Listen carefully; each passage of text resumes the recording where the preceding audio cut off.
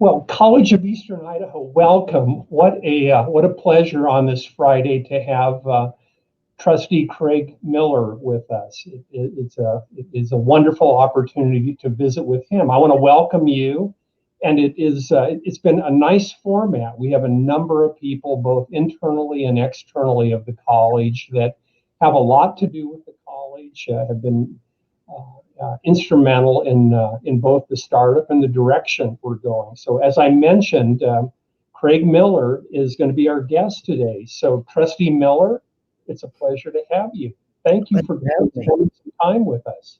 Thanks for letting me come and spend some time with you.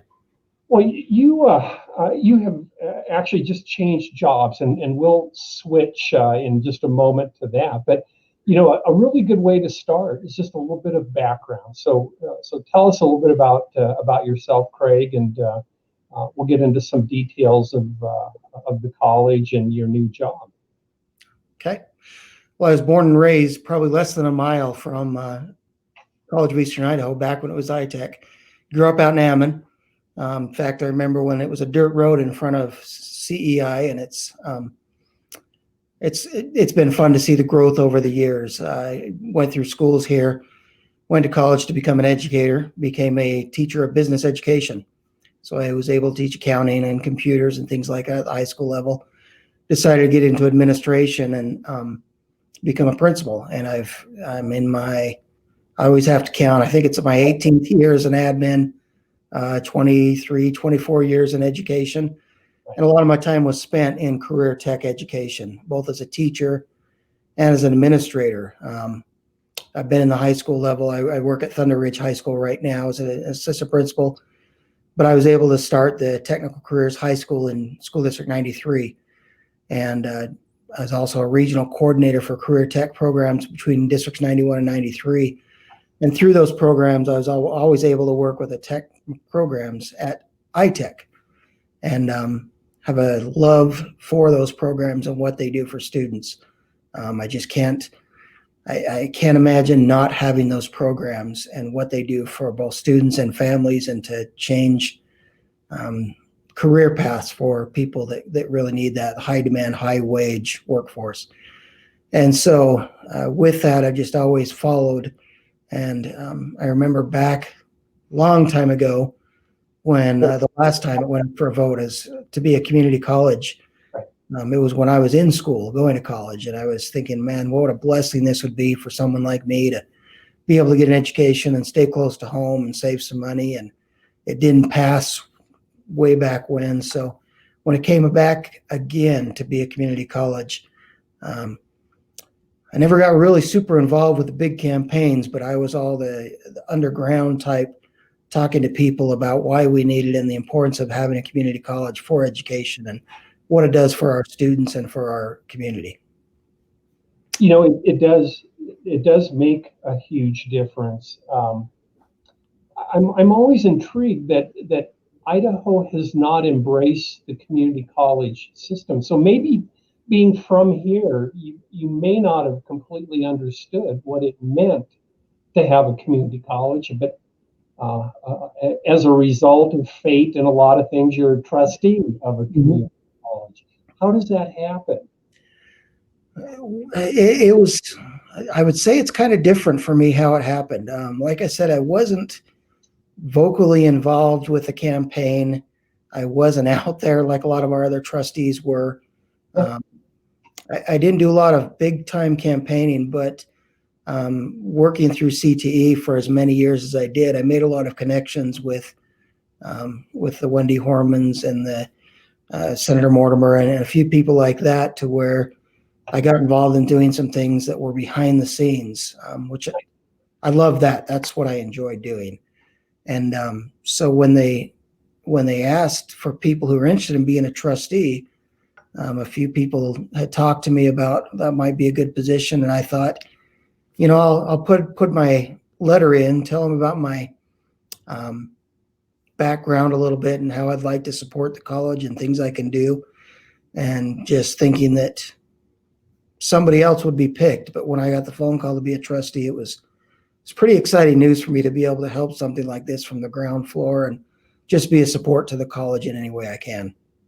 So we had actually known each other from iTech, and we knew each other, and it was very. I was very pleased to see you were on the list, and I forget the number. It was, what do you think, 45 applications went into the Mhm. something like that. Quite a few. I mean, it's not like 5 went in, but what a wonderful thing that the governor's office recognized your background and offered you that position. So why don't you spend a moment? I did this with Trustee Scheid a couple of weeks ago, but she felt I set her up, but and we'll see if you feel like you're set up. But again, the question for her was, we have 5 trustees that are very different, and you've got a unique skill set, a unique career, a unique background.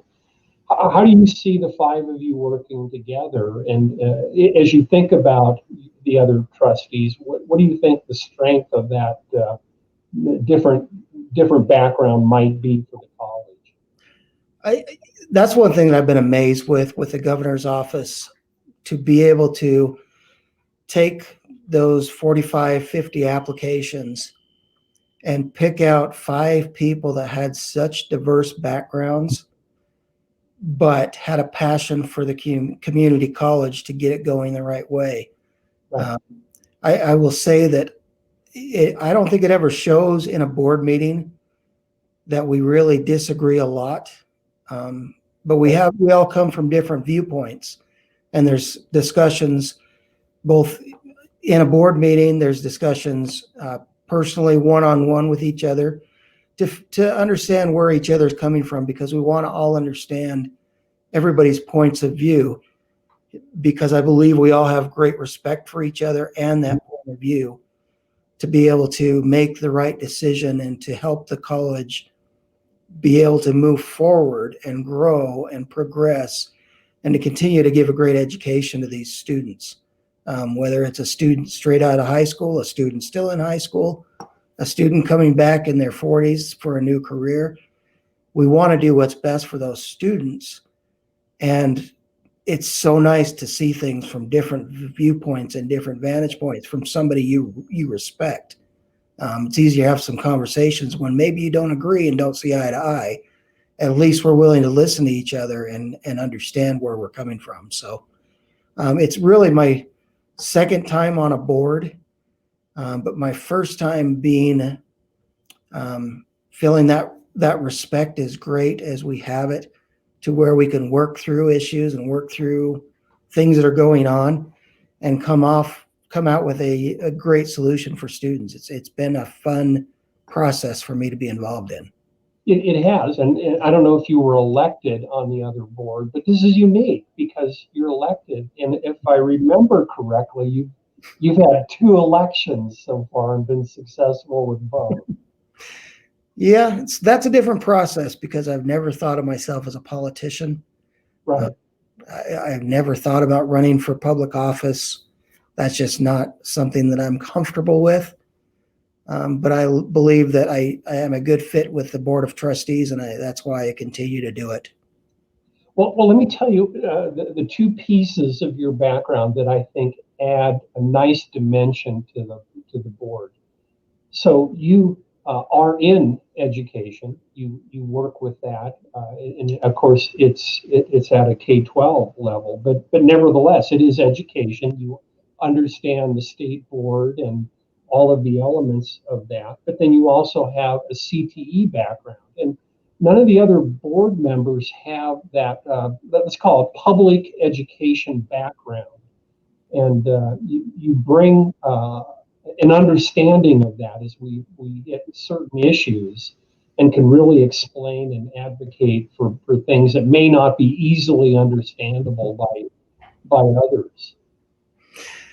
Yeah, that's been an enjoyable part for me. I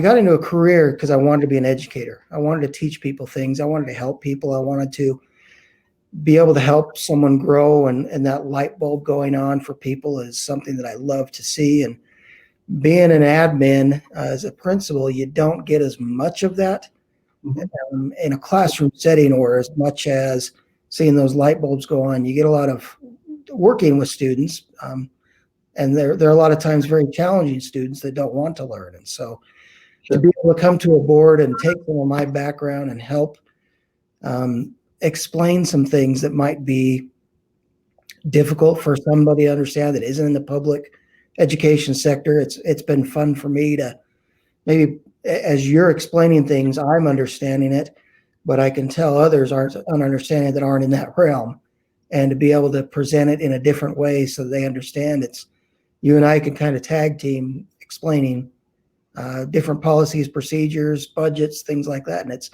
it's fun to have that role, because that they start explaining things to me that I don't understand. So it goes both ways. Well, it does, but public budgets and those kind of things don't always make a lot of sense. The way that we account for revenue coming in from tuition, revenue coming from the state. In one respect, we're fortunate because most of the money, and certainly the money from career technical, comes in at the beginning of the year and doesn't cycle and depend on the revenues from tuition. So it's kind of a unique circumstance. The budgeting is really strange. Yeah, it would be hard to run those CTE programs, though, if you didn't get money up front, because a lot of those supplies, and think about welding with all the gases you have to buy and the materials. If you can't buy them up front, sometimes it's hard to get the materials you need. So right now, and I'm not sure when you shift over to principal for Black Canyon Middle School. So now has that occurred or going to occur? What's your status? Well, currently I get to do both jobs. Oh, how nice. Yeah. Okay. We talk about funding in public education. Sometimes you wear multiple hats. Okay, that makes sense. So yes, I am assistant principal at Thunder Ridge High School. I will be the principal at Black Canyon Middle School next year, but we've already started. I'm in charge of doing furniture orders and all that kind of stuff. Plus, this week we're doing interviews for counseling. We'll start interviews for teachers in the next couple of weeks. So it's pretty busy right now. I'll bet it is. Are you looking forward to being the principal then of a middle school? I am, and I think it comes from all the time I've spent at a high school. Sure. You see a lot of students that come in from the middle school that come in day one and they're already feeling a little bit defeated. And so my whole purpose of going to the middle school is to try and help students in the middle school level just get that confidence, get that ability to work through challenges, be able to come into high school ready to go and ready to learn and ready to excel at what they're doing. And so that's kind of my whole hope going through this. You know, it's a good place, and in some respects, when I talk about a K-12 system, kind of a sixth grader, something in that realm, is a place where a student could really get a vision for a career. And if they can be convinced of a career at that level, it's not a matter of if they're going to transition to post-secondary, but where they're going to go. I think that vision happens early. I agree. And I think that a lot of times, especially through budget cuts and other areas in education, K-12 ed, we can a lot of times take out those things that might give them a glimpse of what their career could be. We take out CTE programs at the middle school because they are expensive to run. They're hard to find a teacher at times to teach them. Different factors like that. It makes it difficult sometimes to have those programs. So it's tough, but I think the more career exploration, the more talking about their future, more bringing in people that have different things to talk about, I think is better for students so that they can see there's many different options. You know, one of the areas I'd love to talk with you about is dual credit and that relationship between CEI and in this case District 93, but you're representing as a trustee our full array of counties. So what are some things you like in dual credit and things that we're doing, and where are some things you think could use some improvement? So I think some of the things that we're really trying to focus on a little more than we have in the past, there was a push for a few years that we should create these programs for associate degrees in high school. And we have those programs, and there's a handful of kids that go through them every year. And I think those are great ideas for your upper end kids. But a lot of the data that's coming back lately shows us that if we can get a kid to at least get into 9 college credits while they're in high school, the chances are that they're going to move on. And so I know in our district and other districts around, we're really trying hard to find classes that most kids can take so that they can get those 9 college credits and move on to something, whether that's a CTE program, whether that's apprenticeship, whether it's 4-year college, anything, just as long as they move on and do something. I think that's kind of the changing of the message that we're seeing across the area right now. Is it's associate's degrees are awesome, and we are going to celebrate those as much as we can. But the middle of the road students, the ones that we really need to work with to get there, we need to ensure they're going to get at least that many so they can move on and they can do something. And we're not just talking their English class or their math class, CTE dual credits as well. So if they get 9 welding credits, they're going to move on to a welding program. How can we do those things? As far as CEI, I think that they've made some big strides. And we've had many conversations about this on how to improve the program. And I think they're starting to hit their stride, the dual credit program at CEI, with getting teachers deputized or whatever we want to call it to teach dual credit, getting students on campus to take classes there while they're still in high school, just trying to hit the whole gambit. I think the hard thing for CEI in this whole process has been we are a brand new community college and growing like crazy and limited resources. So what can you spend those resources on? And it can't happen overnight. We can't have a great, beautiful, robust dual credit program overnight.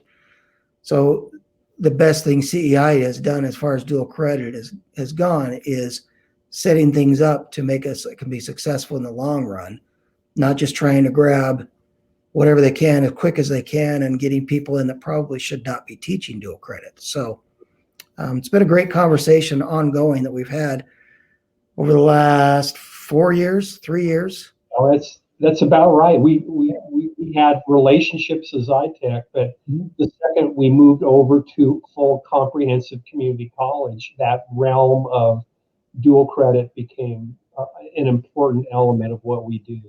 And I think the big advantage that students don't necessarily see to start with is that when they get dual credits from CEI and take them to ISU or University of Idaho, those are legitimate credits, and those schools are saying the students are ready to move on.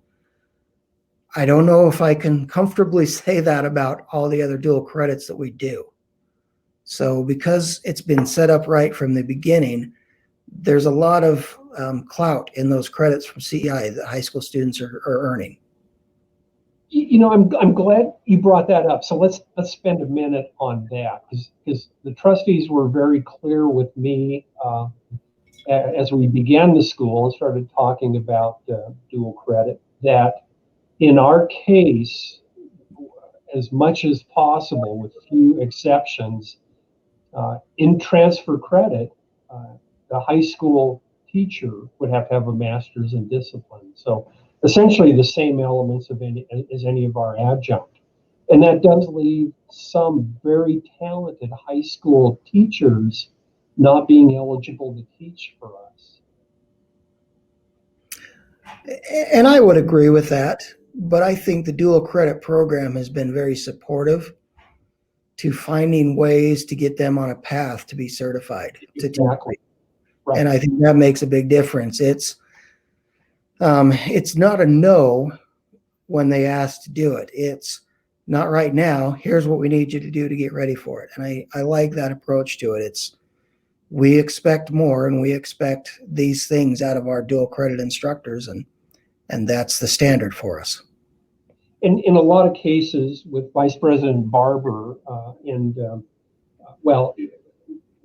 with Vice President Barber, the idea has been on a track to a master's. So you wouldn't absolutely have to have that, but making progress to that. And that's essentially the same criteria we would use for some of our adjunct faculty too. And I think we have 2 in our building right now. They're on that path that are teaching for CEI. So Sure. It's working well. It's something the teachers wanted to do anyway. So they get on that path and they become a dual credit teacher. And it's great for our students. They're quality teachers, and it's been a great experience. And Mary Stevenson has been particularly good in working with our high schools. Just been a great liaison with you, and that makes a big difference too in dual credit. I can't praise Mary enough. She's come in and she's done some amazing things for dual credit. And one of the best things she's done, I think she's really created some great relationships between the college and the schools out in the area. And she's very willing to talk and connect and to be able to work together. You know, she brought a lot of experience from Utah, and we're quite fortunate to have her. So just a huge asset. You know, I like how you pointed out 9 dual credits, and that's kind of the magic number that we hear.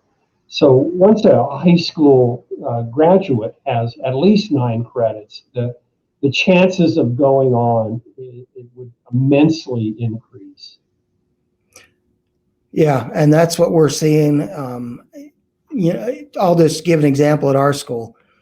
We've taken our health class, our government class, our psychology classes, and they're all dual credit now, and they're classes that most of our government's required, health is required. Students don't have to sign up for the dual credit, but they're going to do the same work either way. Right. Government is there, and then psychology is the other one. They're ones they need for their generals in college anyway. So we made all those credits, those classes dual credit. There's their 9 credits. They can get them with just going and taking classes that they don't normally take anyway, just to try and get our rate of students going on to something where it needs to be. It is so important. During COVID, I'm not even sure, I know it's under 40% of high school graduates going on, just absolutely unacceptable in this kind of a technical environment. So we're attempting to do as much as we can to get that go on. Well, and I think you hit the nail on the head with that statement you just made. Maybe didn't realize it. I think as a community, as a region, when we talk about students going on, we're talking about the idea is they're going on to university. Mhm. And we miss out on kids that would be much more happy going into a technical career, doing an internship, doing an apprenticeship, something else, just some sort of post-high school training to get them a livable wage job. There's something we've got to do statewide, region-wide to help families understand that going on is not just university education. I was blessed to be able to do that, and I love what I do because of that. But if I would have had a different choice, I might have taken it. In my family, it was everybody's going to college and went 4-year university. I'm the youngest of 6, and everybody did.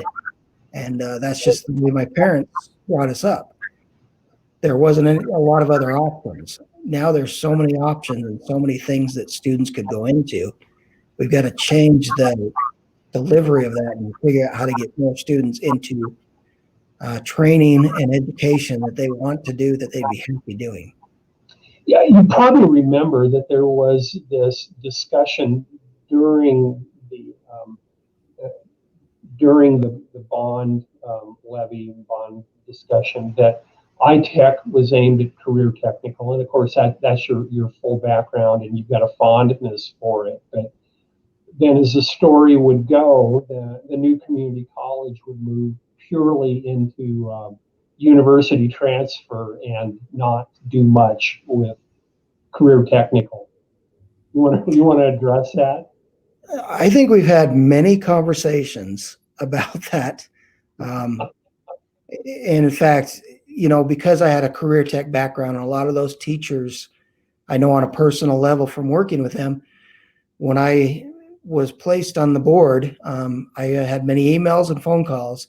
They were worried and upset and concerned that they were going to go away. And I've said since day one, as long as I have anything to do with the college, I would fight not having career tech programs, because they're great careers, they're great programs. We have great instructors, great job placement, good wages, and a lot less time than a 4-year degree, and probably making more money than a lot of 4-year degrees.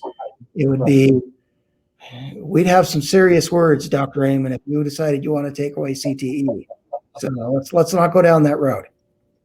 Well, we I did. know you're a supporter of them, so I'm not worried about No, that. of course. And again, that's part of the misnomer of a comprehensive community college versus a junior college. And a junior college is kind of college prep, and that isn't what we are at all. So we are far more robust in career technical right now than we were when we started. Well, to me, as a community college, we're here to support the community. And right now, there's a need for welders. There's a need for machinists. There's a big need for nurses.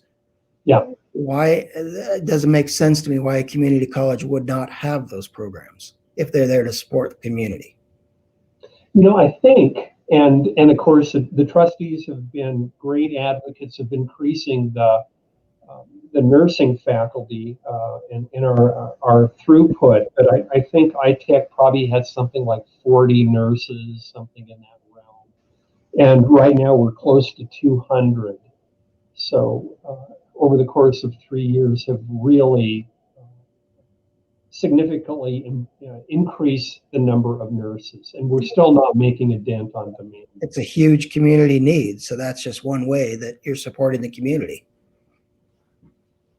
So one of the realms, and I don't know if you imagined this or not, but you certainly know that in additionally areas like networking, IT, cybersecurity, S-Tech, those kinds of programs have flourished here as well.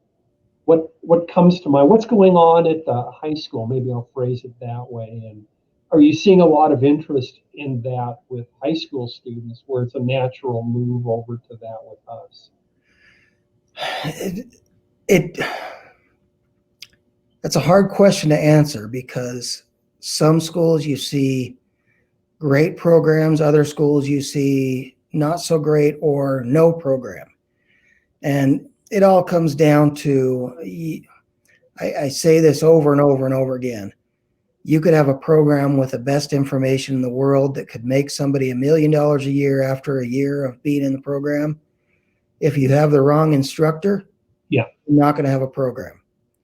And so those programs that have the right instructors are flourishing and are ready to send kids. And the problem with those kind of programs for a community college is the students can get out and make some really good money right out of high school because the training is there. Right. And then they do on-the-job training for the rest, so they don't even feed into CEI as much. So it's hard to really gauge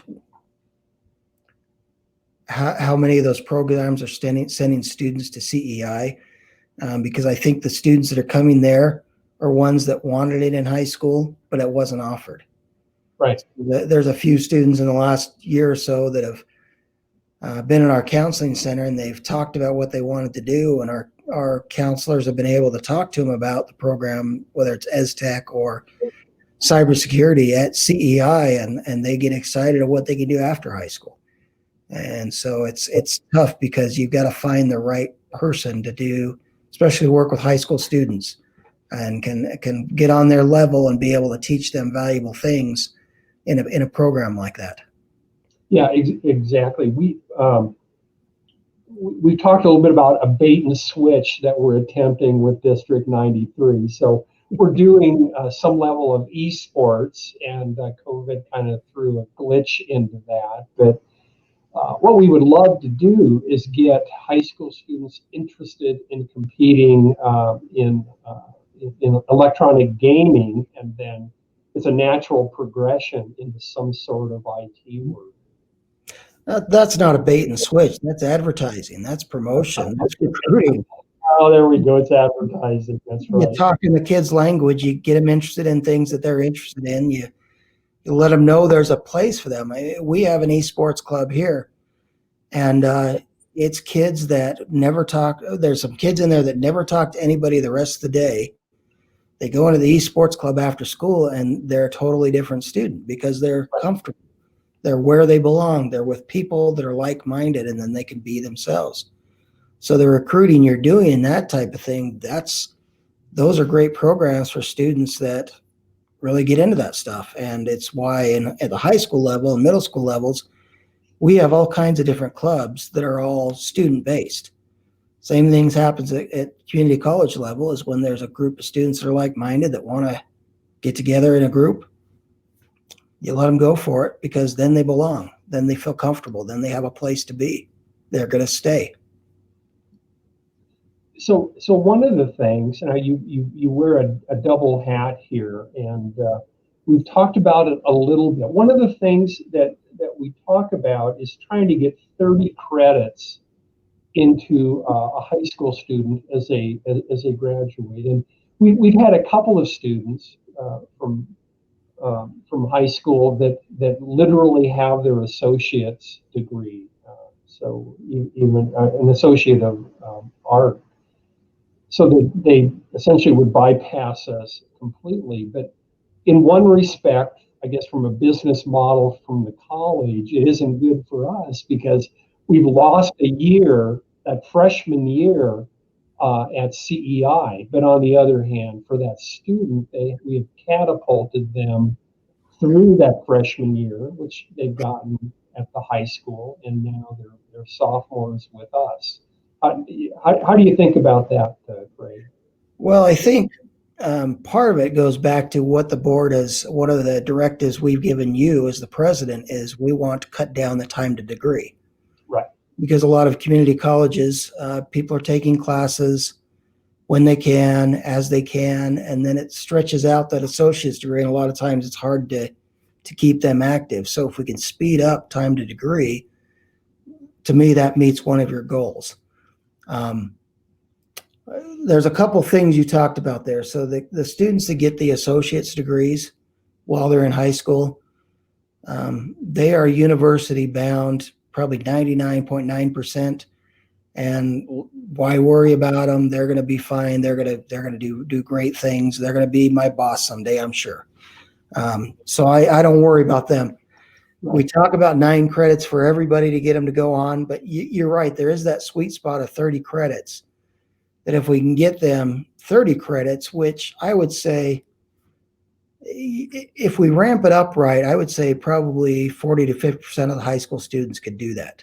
Wow, that I never would have guessed that. That's amazing. But you lived there, Trustee Miller, so you might know. Well, if we expect it, but it can't start as a freshman. It's got to start down about 6th grade and explaining what's going on. But if we raise expectations in a K-12 program, I have no doubt half the students could get 30 credits. That comes down to getting kids in the right place, training the teachers in the right way, getting the agreements with the community college so that we can work back and forth with what the curriculum is. And I know that that's a big number, but it is possible. It happens in other places. So why not here with an educated workforce we have and the community that we have? Why couldn't it? But it's going to take some work.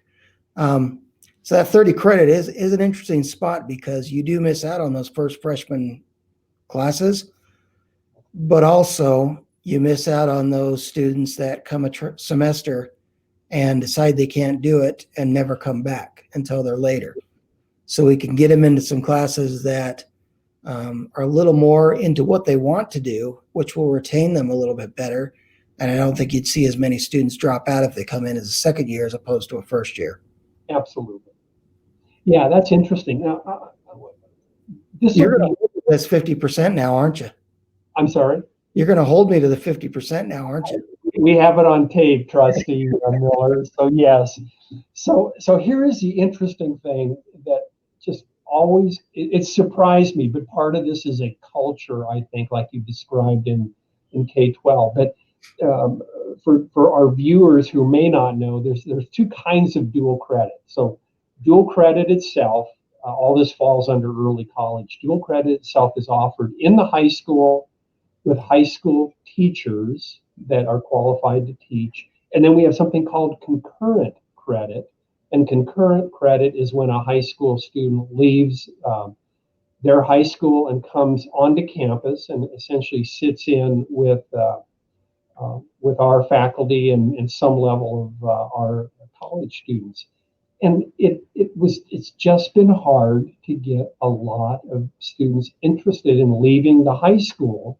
You and I have had this discussion and try to attract them to a college. And both of us would agree, when you come to college, you get to act like a college student, not a high school student. So there's some advantages with that.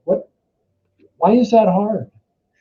Well, I'll go back to when I was at the Technical Careers High School, when we were starting that, and they have the same issue even now, is it was hard to recruit kids to come full-time and get all of their classes there because they didn't want to leave their friends.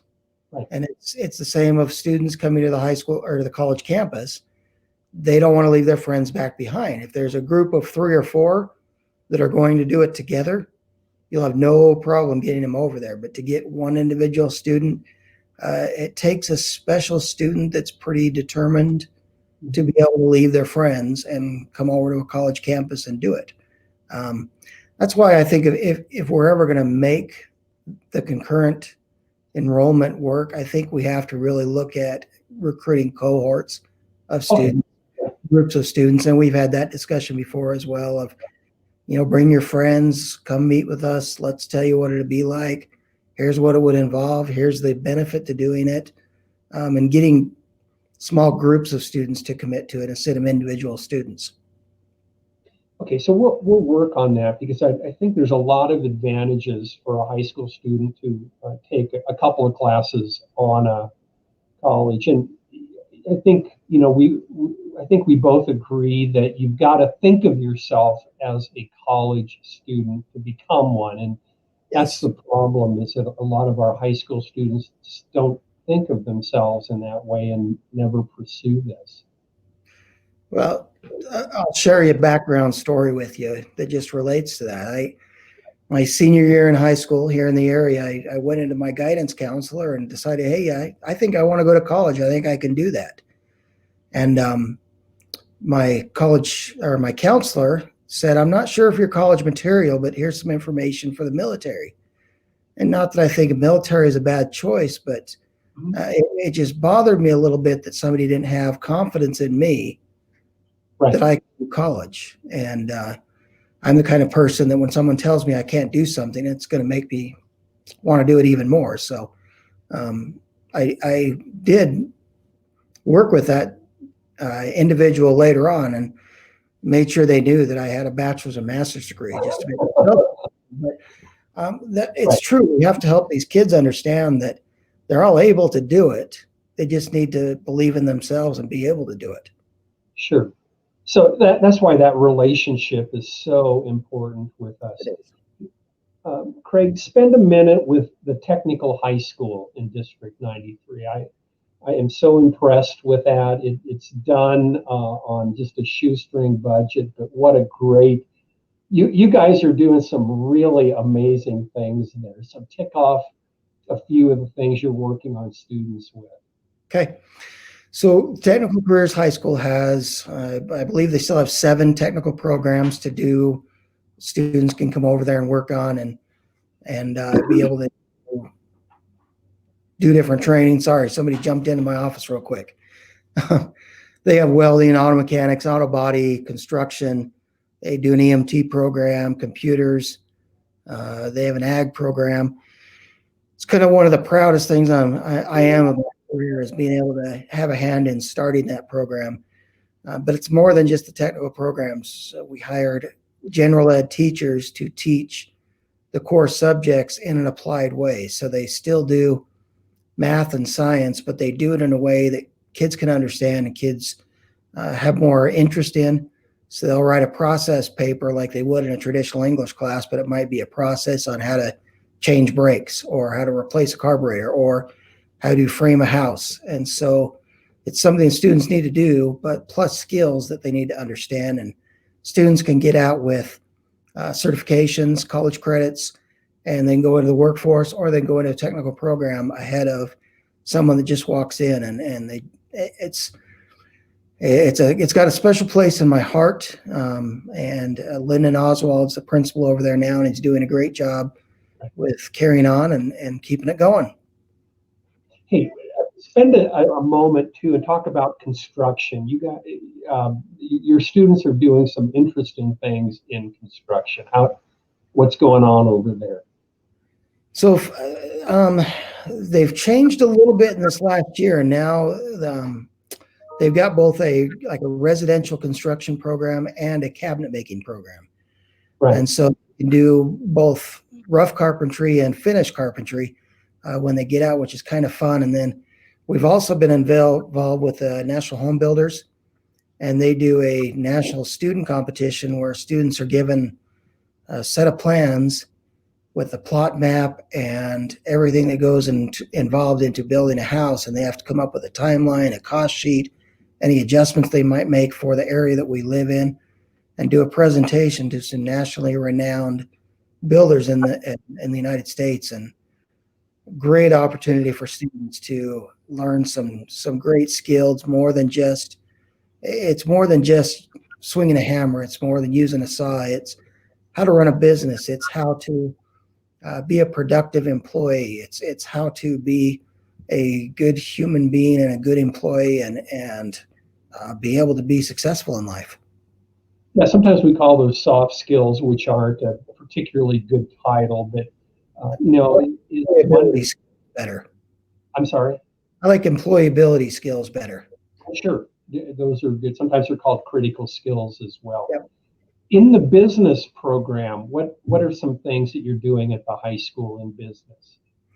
So we've got varied programs. We do everything from accounting and basic Microsoft Office to we at our school, our business program runs a school store that includes designing T-shirts, sweatshirts, graphic design, being able to print them off on a printer and do a heat press and sell them in the school. They do vinyl printing. And it's run by the students for the students. And so any money made in that store goes toward their travel to competitions, trips, bringing guest speakers. And it's been a fun thing to see happen, because now these kids are walking down the street and saying, I designed and made that T-shirt that person's wearing, because public can buy things out of our store as well as students. So it's great job skills, more than just the technical stuff, but the business skills of it. We also have a bank in our school that students work at. Right. Part of the business program that they run the student bank. It's through Idaho Central Credit Union, and they employ our students to do it. So some great things are happening in business. So the whole idea around skills, and we talk about skills all the time here at CEI. Yes. We are up against our time, and this has gone quickly. We still haven't touched on a few things, but one of the things I like to end with is having a reflection from our guest on leadership skills. And I know that you've got somebody in the office. Yeah, I put them away. You ran them off, huh? Yeah. Okay. Yeah, yeah. Okay, so leadership.